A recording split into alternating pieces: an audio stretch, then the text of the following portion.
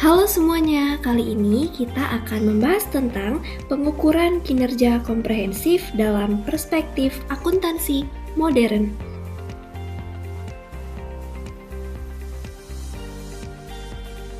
Kenapa kinerja komprehensif itu penting? Kalau dulu, orang menilai kinerja perusahaan cuma dari laba bersih. Tapi sekarang, itu nggak cukup.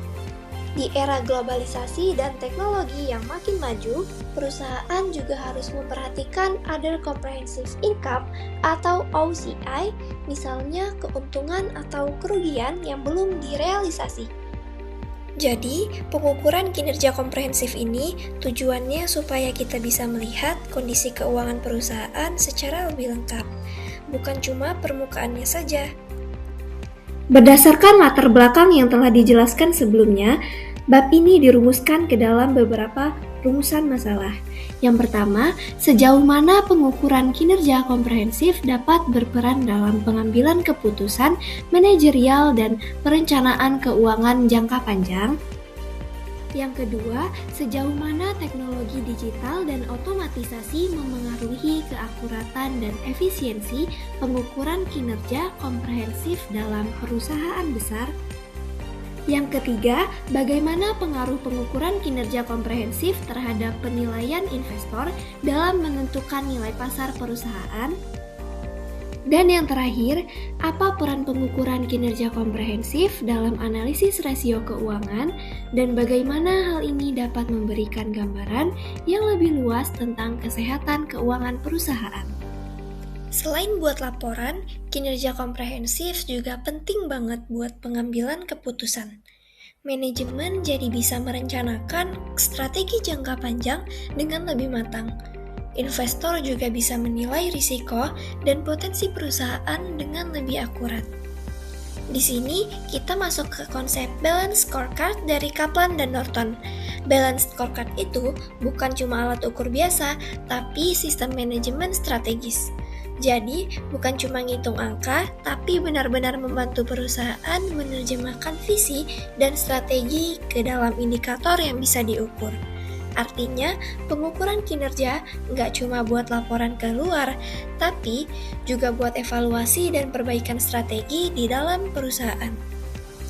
Pengukuran kinerja itu nggak boleh cuma fokus ke uang.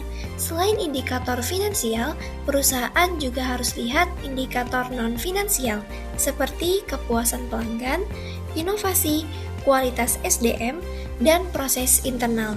Karena justru faktor-faktor itu yang akan jadi value drivers atau pendorong nilai jangka panjang. Makanya muncul konsep seperti EVA yang benar-benar mengukur apakah perusahaan menciptakan nilai tambah setelah memperhitungkan biaya modal. Pengukuran kinerja juga berkaitan dengan tata kelola perusahaan. Kalau sistemnya bagus, transparansi dan akuntabilitas manajemen juga meningkat. Selain itu, sekarang perusahaan juga dituntut untuk memperhatikan aspek keberlanjutan. Bukan cuma keuntungan finansial, tapi juga dampak sosial dan lingkungan. Walaupun butuh biaya di awal, tapi dalam jangka panjang itu bisa meningkatkan reputasi dan nilai perusahaan. Terakhir, sistem pengukuran kinerja ini jadi dasar pengambilan keputusan strategis. Manajemen nggak cuma lihat laba masa lalu, tapi juga mempertimbangkan dampak jangka panjang. Evaluasi investasi juga nggak cuma pakai NPV atau IRR, tapi juga melihat dampaknya terhadap inovasi dan keberlanjutan. Intinya, semua keputusan harus selaras dengan strategi besar perusahaan supaya bisnis bisa bertahan dan berkembang dalam jangka panjang. Selanjutnya, peran teknologi digital dalam pengukuran kinerja. Pada awalnya, perusahaan besar menghadapi 3 masalah utama. Yang pertama, transaksi yang sangat kompleks, lalu data yang tersebar di berbagai sistem, dan proses pelaporan yang lambat serta rawan kesalahan. Untuk mengatasi hal tersebut, perusahaan menerapkan solusi digital seperti ERP, cloud, big data, dan AI. Dampaknya sangat jelas. Ketika data sudah terintegrasi dalam satu sistem, maka akurasi meningkat. Ketika akurasi meningkat dan proses otomatis, efisiensi juga meningkat. Dan ketika informasi menjadi cepat dan akurat, keputusan manajemen menjadi lebih strategis. Jadi alurnya adalah integrasi, akurasi, lalu efisiensi, dan yang terakhir keputusan lebih baik. Next, transformasi sistem informasi akuntansi. Slide ini menjelaskan perubahan sebelum dan sesudah digitalisasi. Sebelum digitalisasi, sistem akuntansi masih terpisah-pisah.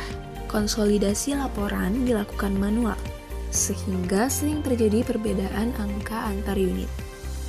Setelah digitalisasi, semua data masuk ke database terpusat atau single source of truth. Artinya, semua departemen menggunakan sumber data yang sama. Selain itu, laporan bisa diperbaharui secara real-time. Karena itu, sistem informasi akuntansi sekarang bukan hanya alat pencatatan, tetapi menjadi pusat informasi strategis organisasi. Slide selanjutnya, otomatisasi dan standarisasi.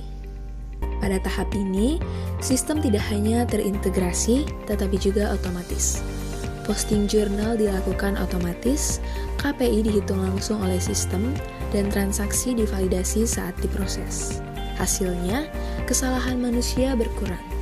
Laporan antar unit menjadi seragam, dan proses closing menjadi lebih cepat. Artinya, proses akuntansi menjadi lebih terkendali dan lebih efisien dibandingkan dengan sistem. Selanjutnya, dampak pada keakuratan. Dengan teknologi digital, data antar unit menjadi lebih konsisten karena semuanya berasal dari sistem yang sama. Selain itu, adanya audit trail digital membuat setiap transaksi bisa ditelusuri. Sistem monitoring dan analytics juga membantu mendeteksi kesalahan lebih dini. Namun, perlu ditekankan bahwa akurasi tetap bergantung pada kualitas data dan desain sistem. Jika datanya salah, hasilnya tetap salah. Jadi, digitalisasi memperkuat reliabilitas, tetapi tetap membutuhkan tata kelola yang baik. Selanjutnya, dampak pada efisiensi dan responsivitas. Perubahan terbesar adalah dari pelaporan periodik menjadi real-time reporting. Dulu manajemen harus menunggu akhir bulan untuk evaluasi. Sekarang, monitoring bisa dilakukan setiap saat. Evaluasi yang tadinya reaktif menjadi berkelanjutan. Laporan tidak lagi hanya administratif, tetapi menjadi alat pengambilan keputusan. Dengan begitu, manajemen bisa lebih cepat merespons penyimpangan dan resiko. Lalu yang terakhir ada batasan dan kondisionalitas. Terakhir, teknologi bukan jaminan otomatis kualitas. Efektivitasnya ditentukan oleh desain sistem, tata kelola data, kompetensi SDM, serta pengendalian internal dan keamanan sistem. Jika sistem salah dikonfigurasi atau data tidak valid, kesalahan bisa menyebar secara sistematis karena semuanya otomatis.